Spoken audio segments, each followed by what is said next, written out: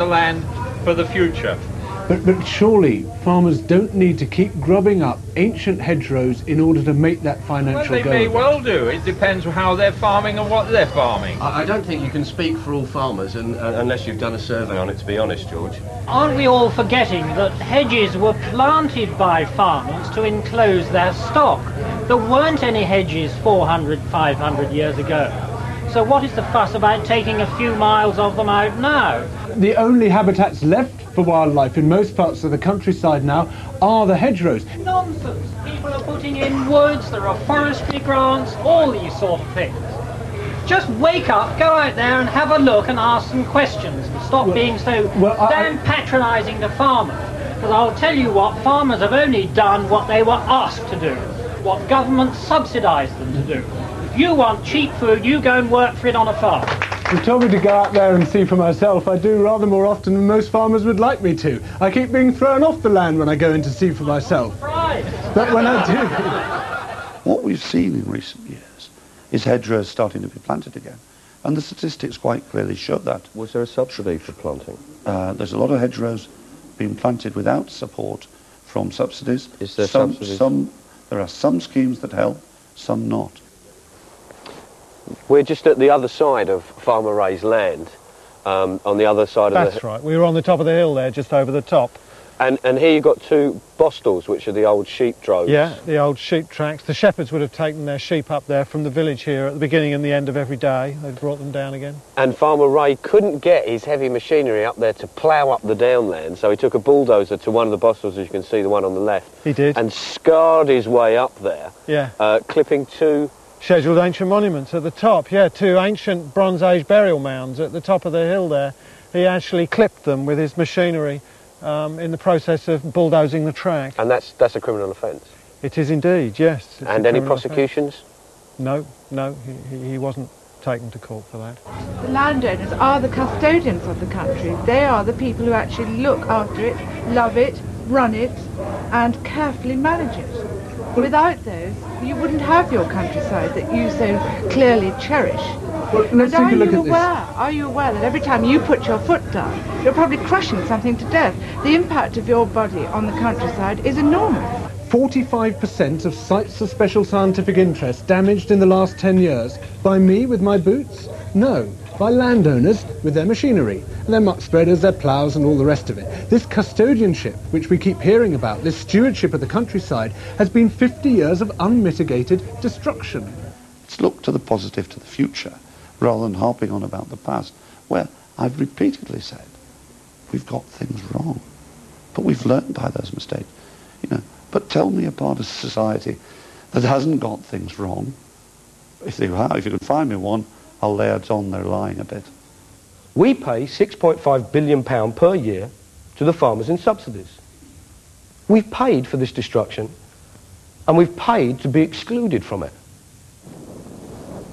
Now this stuff is the stuff you want. Just bung it across the pathway, okay? We don't want ramblers coming willy-nilly around there. So just bung it up there nice and tight, keep it cool, make sure they can't get through. Oh, and that means every morning you'll have to check the barbed wire for ramblers. You might have to pull one or two off. Now, the Countryside Alliance doesn't support the right to roam. They support the Country Landowners Association and their proposal for voluntary access agreements.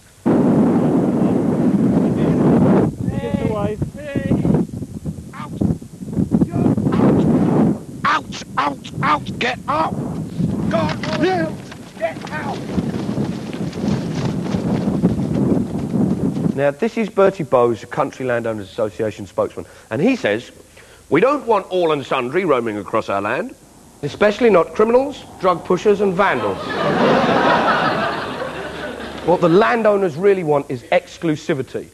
And for me, the best example of this, National Farmers Union actually are now lobbying to ban subversive activities such as kite flying and picnics. Yeah, don't you try that. One of the points you have to make about picnics, or anybody with access to the country, particularly if you're on the open land, if people... I assumed you lobbied for that. That was not a key lobbying issue that I would put to the forefront. But I make the simple point. If you have a picnic on open land, Not everybody has the reputation for taking all their rubbish back.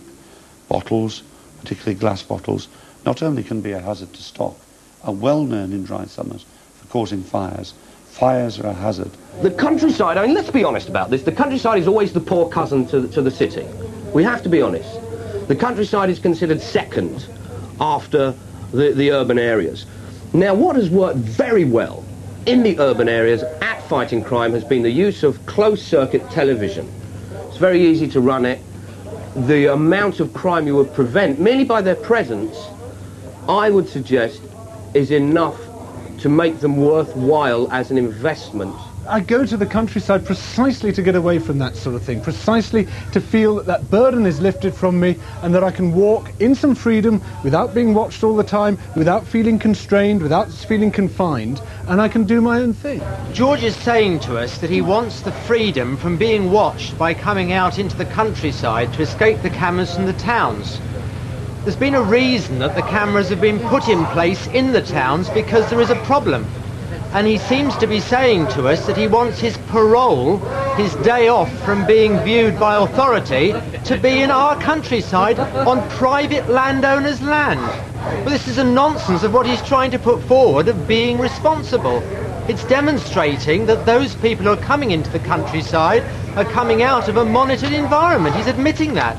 And you want that monitored environment to extend to the countryside now? No, you're the one who is putting that upon us, not us. I want to escape from the monitored environment. Yes, but you're bringing everybody who lives in a monitored environment into the countryside. This whole thing is entirely about exclusivity. It's about the landed gentry waking up each morning, and at the end of their bed, I wake up and at the end of my bed there's a huge house, a massive house, and on the walls a bloody great stag head that I shot, and my father shot it, and my grandfather shot it, and we've always shot it, and my generations have been killing for years and years and years, and this is mine, and bugger off.